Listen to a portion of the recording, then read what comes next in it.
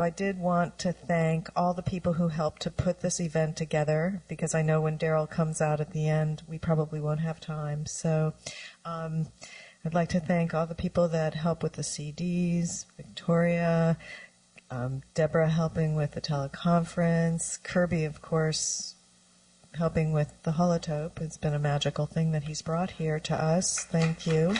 We really, really appreciate it. And Kevin helping with the teleconference. God love you. That's always challenging. And Jill and Bonnie and, gosh, if I forgot anybody, I'm really sorry. Erica and Chris. Oh, yeah, Chris has helped a lot today. Anyway, and Ken, who has done a lot of really, really wonderful things. And Ken, our camera person, who is responsible for all the DVDs that you see. Yeah, that's really, it's a labor of love with Ken. It really is. And we so appreciate him. And of course, Gary, who gives us our excellent sound quality. So thank you.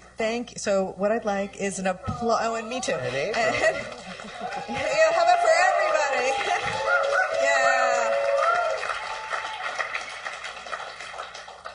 And then at the end, we'll thank you, okay? Guy. He's this person that shows up and goes to sleep, right?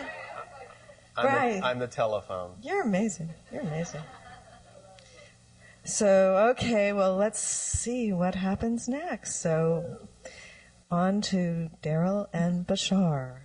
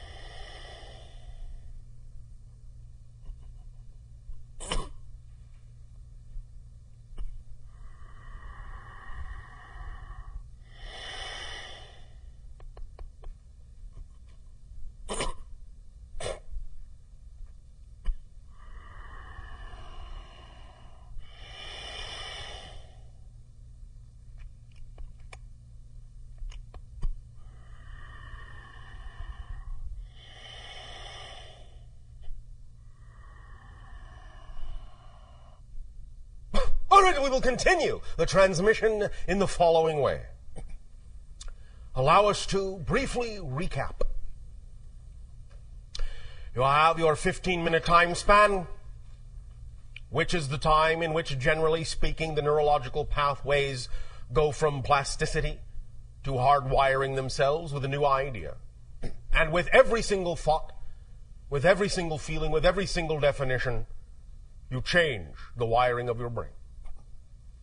And now, with the understanding and the introduction of this specific structure of belief, embedded through the holotopic experience into the center of your receiver antenna brain, you now can have the opportunity to always allow there to be a doorway to the light, even in the darkest of hours,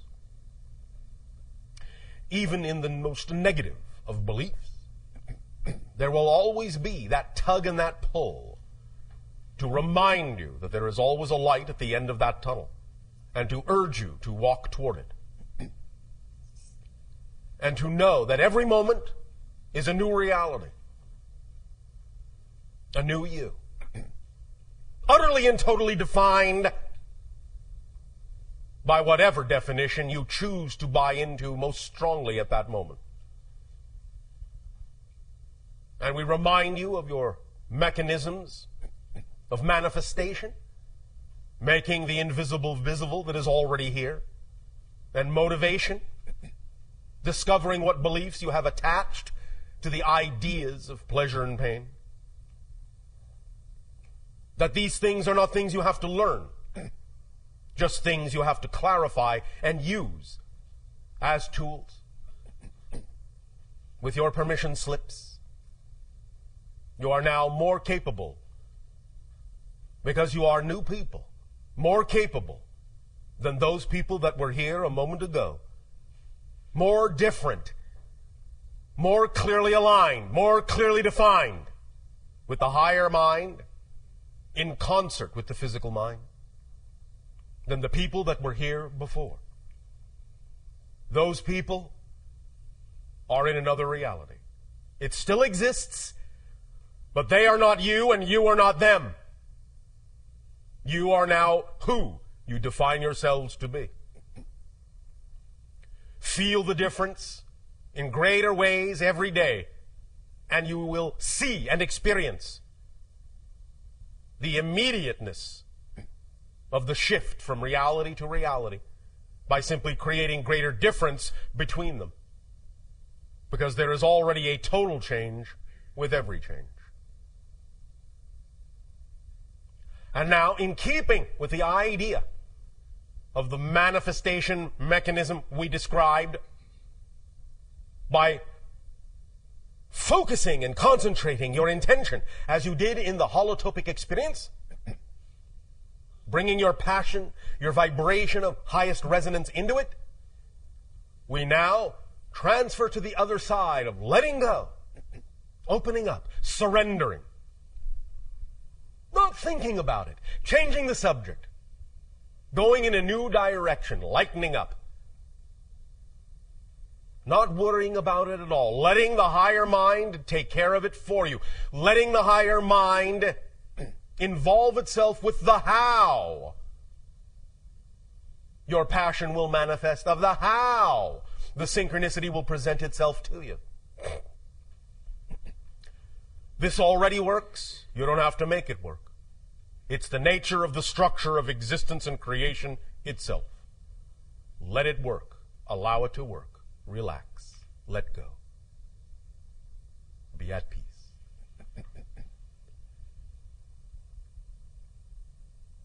To begin changing the subject, lightening things up,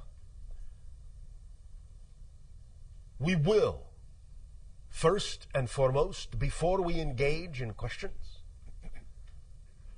tell a story. So relax. Get comfy, as you say. If you wish, put on your ethereal pajamas. Have some astral cocoa. All right. And sit before your crackling etheric fire. Relax. Once upon a time, on my world, when I was first training to become a contact specialist, my father and my mother brought me before a group of very experienced contact specialists, 10 in all. They related to me, each and every one in his or her turn, their stories of their first contacts with other civilizations and what they learned from the experience, what they gained, how they grew, how differently they perceived the idea of creation by having experienced another facet of creation through the auspices of a completely different civilization, and how that reflected upon us and how we could look at ourselves in different ways. Throughout the course of a day, they related their stories to me and also to my counterpart, who many of you know as Anima. And as together she and I sat and listened and absorbed and imagined and visualized the scenarios that they were painting in our minds, bit by bit we realized they were also not only just telling stories, but handing over their experience energetically, allowing us to literally live emotionally, vibrationally, mentally, through those experiences, allowing us literally to taste, hear, see, touch, feel every sensation that they had experienced in those first contacts with other civilizations, priming us for the new civilizations we would encounter, such as your own. So that by the time it came time to encounter you, we would have a wealth of experience and knowledge to draw upon, to aid and assist you, and also to allow our interaction with you to aid and assist us in seeing ourselves relative to all the other civilizations, all the other facets of the multidimensional crystal of all that is, and giving us a deeper appreciation of our connection, of our relationship as family within creation, as parts of the all that is, as parts of the one, as expressions and reflections of each other. And at the end of that day, after we had absorbed those experiences in that way, we were then allowed to be by ourselves momentarily, alone. They all left, bid us, as you say, farewell, went on their way. Anima and I were simply by ourselves in what you would call a very natural setting of trees, of grass. And as we allowed ourselves to simply remain there quietly, absorbing all that we had learned, we began to realize that the stories were not over. For as we sat there, in that resonance, in that vibration, suddenly we received stories from the rocks and the trees and the animals and the sky and the water and the air. And everything our world had to offer in its consciousness, in supporting us as the mother of us, we received from her that day. To let us know that as we ventured out among the stars, we would always carry a piece of our own home world in our hearts. We would never be disconnected from her. And that as we make contact with other worlds, other beautiful gems in space such as yours, not only is it our personage that we present to you, but the entirety of the consciousness of our world, not just the people, but the planet and everything upon it, and everything within it, and everything that it is. So that our worlds are also communing vibrationally as we speak to you as people.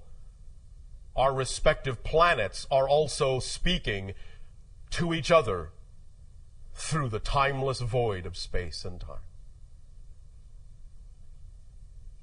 This communication is taking place on many levels, all at once, all now, and that is what we learned that day. So be it. Kenneth. Yes. Would you like to share your questions now? Yes.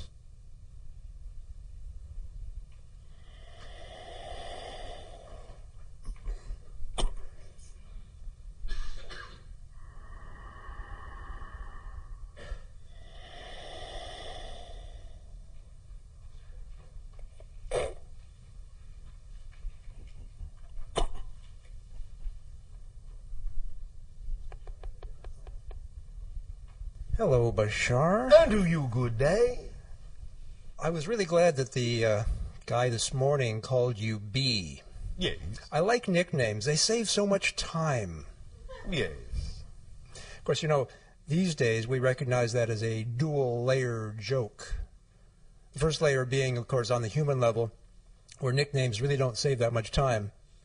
And on the metaphysical layer, we know that there is no such thing as time. Yes. So there's nothing to save anyway. Yes, thank you. Yes.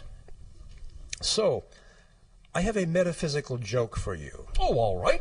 And I would appreciate it if you would get your people tuned into this. Always. Okay. So, you ready for the joke? Yes. How many Sasani does it take to change a light bulb? Let me check. All right, we give up. How many? None. Everything changes, so the light bulb changes on its own. Oh, thank you.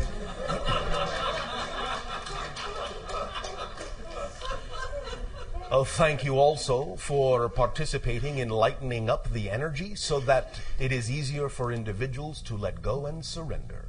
Thank you. I appreciate your acknowledging that. At a previous channeling session, I say previous in quotes since it's all happening now anyway. Thank you. You talked about the games that you guys play on your world. Yes. And so I have a question about games.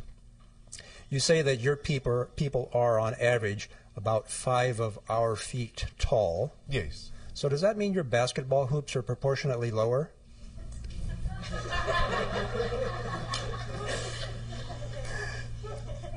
If we had basketball, they would be. Yes. And of course, that's why it's funny for us, because we all know you don't play basketball. Yes. Yeah. Although, not entirely true. Any time we make contact with a new world, there are usually at least a few of us who make an attempt to emulate some of the things of that world, including some of your games. Mm-hmm.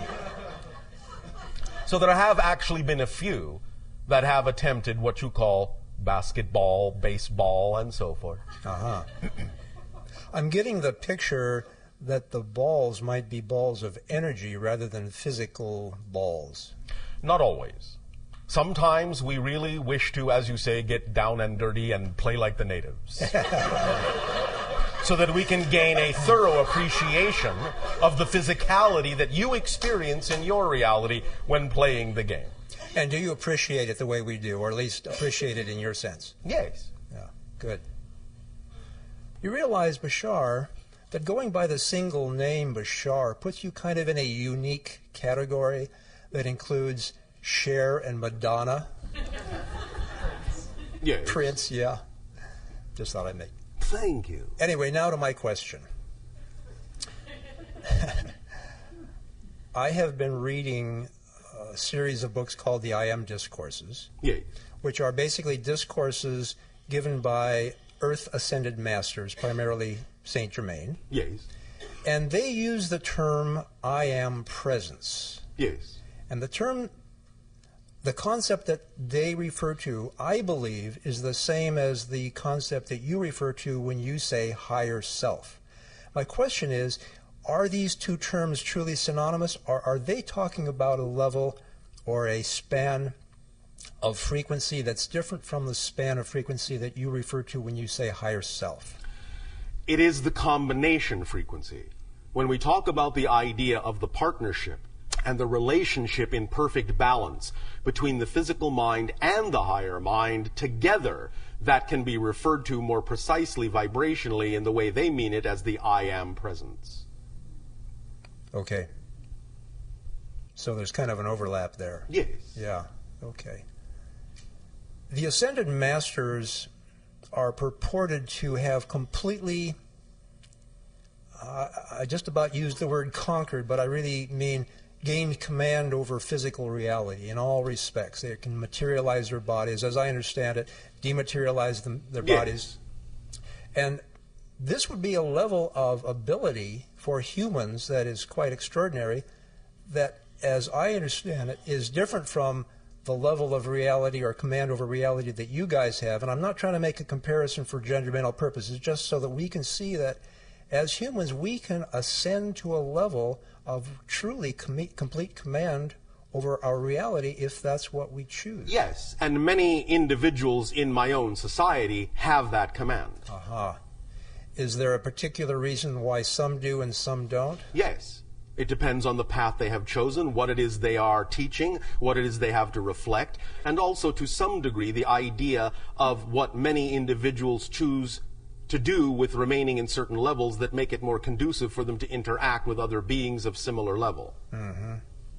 So what is it that they are communicating by understanding and having this command of reality that someone who doesn't have that command is not communicating?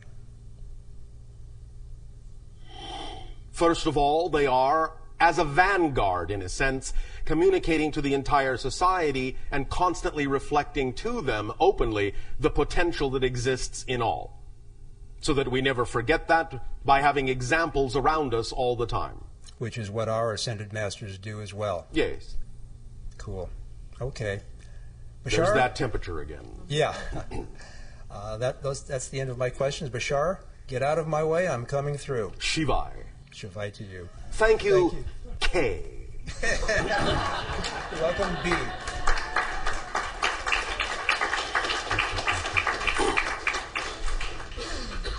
We may continue now to divert ourselves with dialogue and questions, so that we may relax and surrender and know that as we dialogue on various subjects and as we discourse in that way as friends, bit by bit, all the things that you experienced in this three-part transmission will be more and more deeply sinking in, even as you don't think about them at all. Hello, Bashar. And to you, good day. I just want to thank you so much. One moment. All right. I wanted to thank you so much. I saw you probably a year and a half ago at the quantum physics workshop that you did, and my life has just been a series of miracles and synchronistic events, and it's been so much fun. And well, I thank you for creating your life to be that. Thank you. At that workshop, you had mentioned that there was these ships in the sky. They were stars. They would look like stars. They were blue and red and white, and they would strobe. And you said that those were the motherships. And I was incredibly excited to spot them, and I did. And I see them all the time, and I wanted to ask you if those, other people tell me, like, they're just stars. That's what stars do. They strobe like that. And sometimes that is what they are. Okay. Sometimes, if you are able to pierce into other dimensional frequencies, you can see that there are other things there. It is simply a matter of having discernment to tell the difference. Okay. A year ago at the Burning Man Festival, yes. I would say my highest excitement at that time was to make contact with a UFO. And I meditated on it for several months before I went to the festival. And when I got there, I saw stars flying in the sky. And so did several of my friends, and it was really exciting. And then one particular night, it seemed as if the planet Jupiter flew across the sky. No.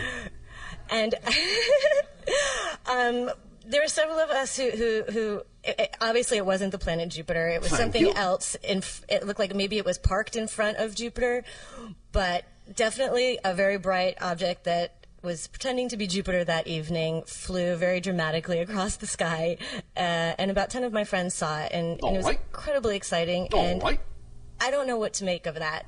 What do you need to make of it?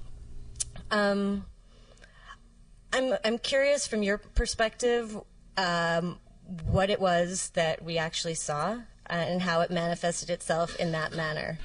There will always be, in a sense, observations made and observations allowed to test the level of ability that you have as beings to pierce the veil into other dimensional frequencies and see things that otherwise you would not be capable of perceiving.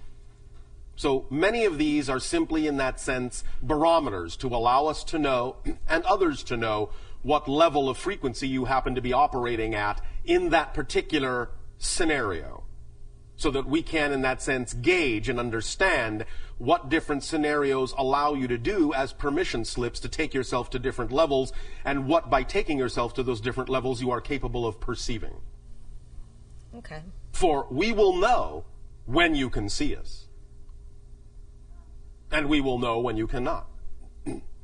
Interesting. And that will go into a large pool of understanding and knowledge about how ready your species and your planet is for further contact.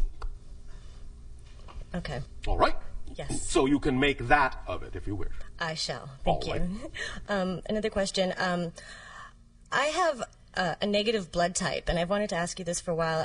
I've read about it, and I've tried to understand where it comes from. And I'm curious, from your perspective, what if I incarnated into this body at this time, space, reality, with this particular blood type for a particular reason. Of course. You always make these choices. There are always aspects of what you choose to experience as an incarnation that play into the theme that you chose to explore. Again, the question is, what do you make of it? What does it turn your mind to? What does it focus you on? When you create symbols for yourself in your reality, it is usually reflective of some aspect of the theme that you are exploring in this life. For example, the channel's blood type is B positive.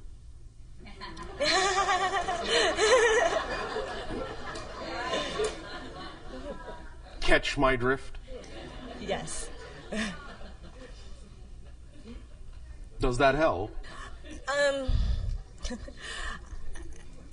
Yes, no, maybe.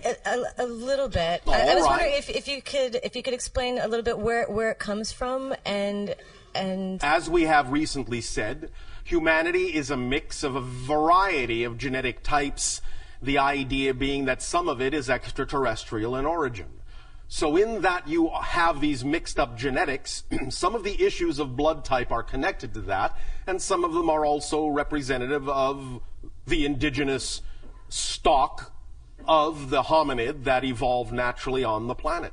But at this point in time, as you call time, at this point in your evolution, at this point in your day and age, it all simply functions right now as a symbol in the sense of whatever it is that it turns your mind to most strongly is usually a reflective indication of a theme that you are exploring, and that's the way to utilize it, in our opinion, at this time.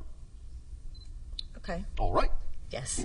And I have one last question. It's a little odd question. Oh, but an it's something- odd question as opposed to an even question. Yes, well, Exactly. It's question 3. I guess that makes it odd. All right. Okay. I've been studying a lot of mythology, Yeah. and the stories are really fascinating. I can see how they're all related across, the Bible and Egypt and Yes, whatever. yes, yes. And there's a story of Samson, Yeah. and the strength was in his hair. Yes. And it got me wondering if we hold our wisdom in our hair. And Not literally. Not literally. And what it is, why, is there a thought form that manifests as no hair in men? and no offense to our channel, obviously. I don't have any hair either.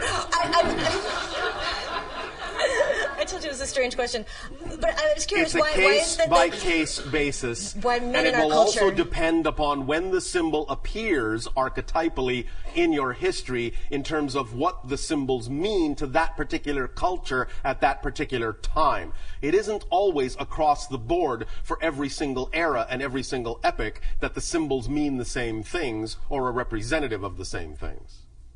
In that context, the idea really was self-image. The strength was in how he saw himself. Hair being a representation to many people on your planet of their image. Do you understand? Yes. So, it was a lesson in the idea of regardless of what you are going through, it is the image you hold of yourself that will actually carry you through. And when the hair was cut, what that is a euphemism for is somebody, in a sense, offering him a reality where he chose to accept it as a diminishment of his self-image. But once he regained his self-image, once his hair grew back, he regained his strength. But it's an issue of self-image. You follow? I do. So, the idea now, in terms of not having hair, is the idea, in a sense, that image isn't so important anymore, that it is, in that sense, the idea of being, shall we say, naked to the world. Do you understand? I do. All right. Does that help? It does. Is there a reason why in our culture right now that there's the gender difference in men and women? Why? I mean, why does that manifest in that way? Well, you are still dealing, as many civilizations do, with various issues of polarity. And the idea will continue for quite a while in your civilization, even as it still to some degree continues in ours, even though we are becoming more homogeneous and becoming less physical. There is still the expression of the polarity to some degree, because there are still themes of polarity to explore on that level in your reality.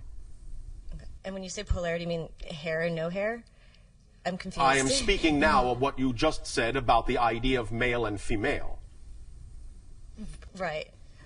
But I'm saying, why is it that men in our culture tend to, it's usually not a pleasant thing when this happens to men in our culture, and I'm wondering why it manifests that way as a gender difference. Vulnerability. The males require more vulnerability. You understand? I do. Thank you. Thank you. Thank you very much.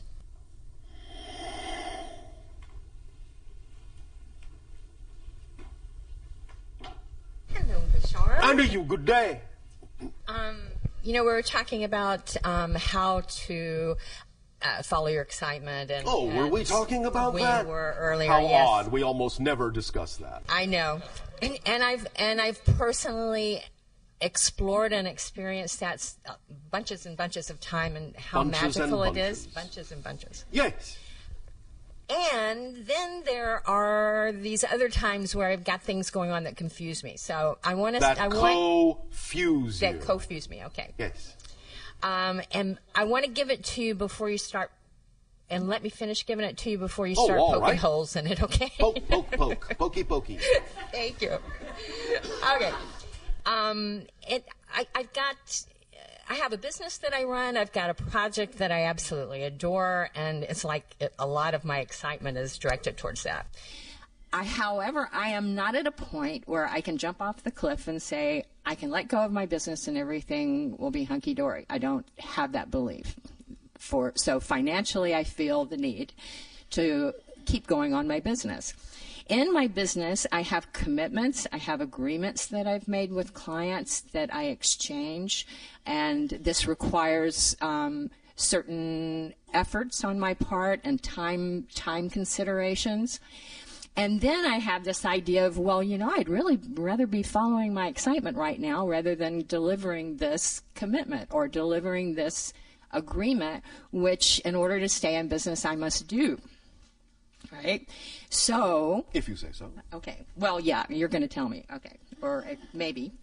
So I'm wondering how I can bridge this gap in a situation where I am in a co-creation that I have made agreements in, and I'm going to continue to be in that until I change. But then there's times when I really don't want to be fulfilling that agreement. I'd rather be doing this, but I know that in my integrity, I must fulfill that agreement to fulfill my integrity and do that other thing later, or, I'm not cool with my clients. So I would like you to shed some light on that for me, please, please, please. Click. Thank you. Oh, can I start poking now? You can poke. You have my permission to poke. Oh, all right. Thank you. Permission to poke. All right. Can you first illuminate for us, if you actually have a specific idea in mind of what it is that you actually would prefer to be doing, that you say excites you more than what you are doing? Yeah. I'm doing a project called the Pieces of Peace Project, and it's an exhibition that brings artists and scientists and behavioral experts and brings them together to give the challenges to give those who attend the event experiences of peace. Oh, all right. Thank you. Okay. Very exciting. Yes. This represents right now, in general, your highest excitement. Yes? Big time. Big time. Big time. Oh, all right. Yeah. Now, Big obviously... event, big event, so it's not like just go out and do it in 5 minutes. It's going to take a couple of years to pull it all together. Oh, all right, if you say so. Maybe. Okay, thank you. Thank you, maybe. Okay. Have you ever heard us talk about the mechanism or the experience we call the threshold of believability? Possibly. It's where you allow yourself to imagine the thing that you say you wish to do, in the most exciting way you wish to do it, and ask yourself if you believe beyond a shadow of a doubt if that can manifest within a certain amount of time. When you can answer yes immediately after asking the question, then you reduce the amount of time and keep reducing the amount of time and ask the question again until you suddenly find even the slightest amount of hesitation in your response to say yes. As soon as you find the slightest hesitation, the people enjoy your performance. They did. They thought you played well. I think so. That means you were well hung. It was only a matter of time before you made that pun, Bashar. Yes. But this was the correct timing. Indeed. Indeed. All right. Okay, great. Okay. Final question. Yes. June 6th, 2012. Yes. Venus will be transitioning in front of the sun from the Earth's point of view. Oh, all right. Is that correct? Why are you asking us? Because I feel like you have, pretty good knowledge on that kind of stuff. Why don't you simply consult your own charts? Well, okay.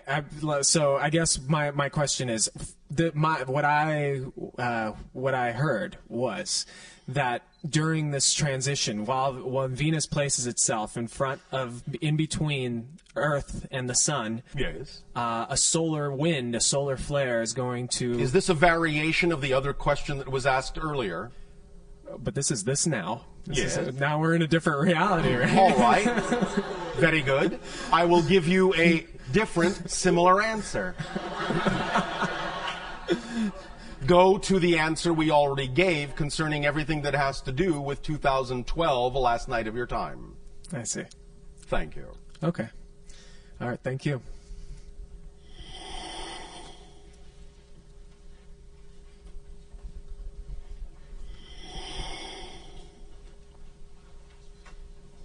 Hello, Bashar. And a you good day. When you make agreements with other civilizations in the Alliance to perform services for each other, yes, what are some of the most unique services that you've had to perform for each other? One of the most unique services that we have performed for other civilizations is creating an energy field in our civilization that allows them to create a temporary body in our civilization to experience our civilization temporarily. Thus, then, when they are done with that experience, they simply pop out, retract their consciousness, and the body dissipates back into energy. Thus, then, they do not have to have what you call a full incarnation.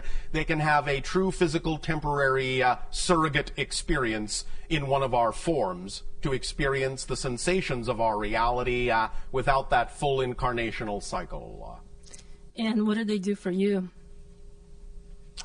They allow us to perceive emanations that come from their combining of energies that would be akin to what you would call energy music, but it is in that sense silent.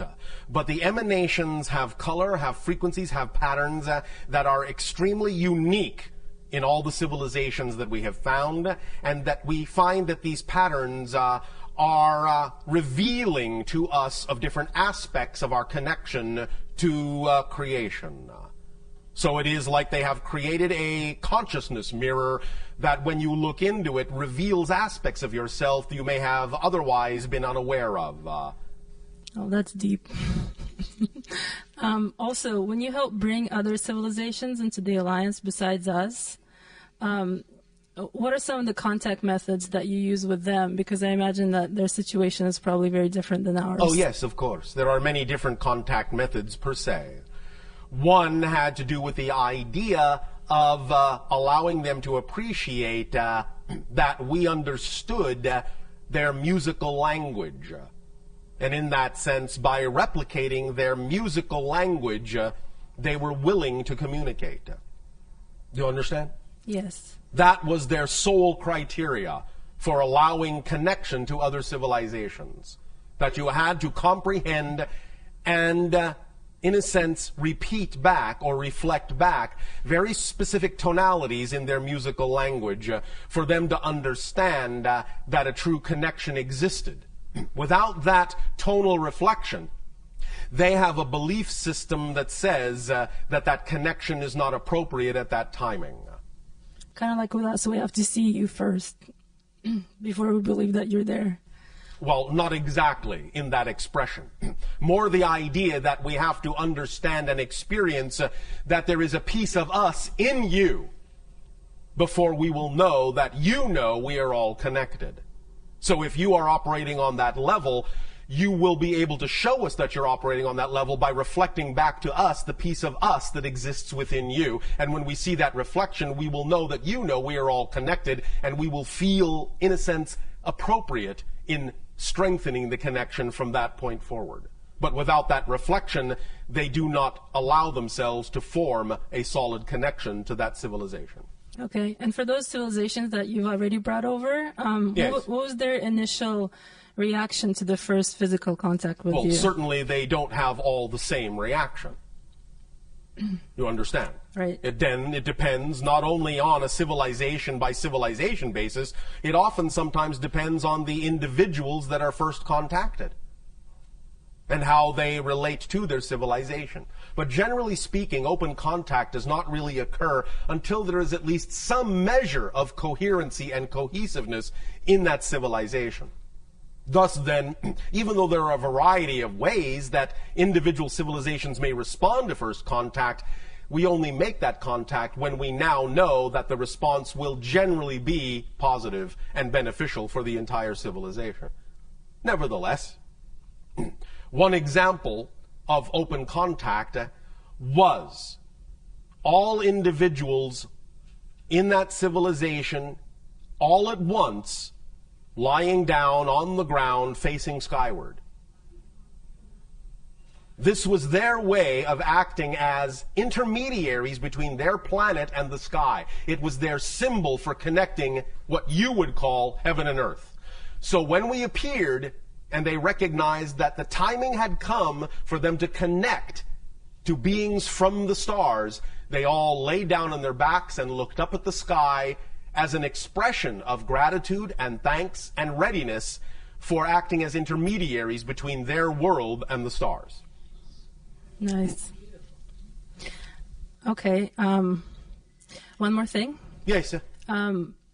You said that you learned from the Thuk how to make people forget that they met you. Yes. How were you able to figure out that they had this ability if you can't remember having interacted with them? As we explored our own consciousness and elevated our own frequency, knowing that something had happened even though we could not remember what it was our experience of what we call the watermelon seed effect. We knew something had happened, but our consciousness was prevented from knowing what had happened, and so we examined our consciousness until such time as we found a third direction to pitch our consciousness into that allowed us to awaken to the memory of those experiences. So they gave us the opportunity to look in a new direction we had never looked at before within our own consciousness. Was it with their permission? Of course. Oh. And what kinds of applications have the Thuk found for their ability? We are not allowed to share that information. Okay. Thank you. All right, thank you.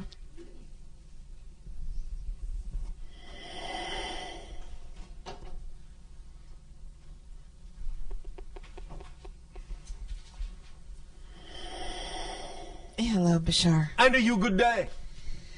I have been frustrated for a number of years by by the tremendous gaps and blanks in the history that we have access to Yes. in the public sense. Yes. I mean, if you really get into it, the more you get into it, the more you realize that so much of it makes absolutely no sense at Yes, all. well, there are many, many, many things that have happened on your world that most of you are completely unaware of, historically speaking. Well, my first question is, and forgive me, I know you've been doing these transmissions for such a long time, and you've probably answered this question in some way before. But okay, I'm not familiar. So that is all right. Is there? Do you know of any reliable account that's accessible of that explains what happened since the development of the first hominid on the planet? I mean, what were the first? Can you talk a little bit about the first waves of migration or invasion of this planet, and of those civilizations that came? I suppose, I imagine there were several. Many millions of your years ago. And there were what have been loosely referred to in one of your ancient languages, Sumerian, a civilization known as the Anunnaki. They came, their precursors came, many millions of your years ago, when there was upon your planet the species that you understand now as reptilian or dinosaur. You understand? Yes. They took some of the genetic material of those beings and blended it with their own to create a kind of bipedal, hominid appearing type of being that many of you now recognize as reptilian extraterrestrials. But they do not interact with you in the way many of you have been taught to believe that they do. They were the first species transformed upon your planet long before what you call your own hominid species developed. This was what you call many millions of your years ago, approximately 72 million of your years ago. That is the first that we record of such incidents on your world. So, in other words, what you're saying is that there was no.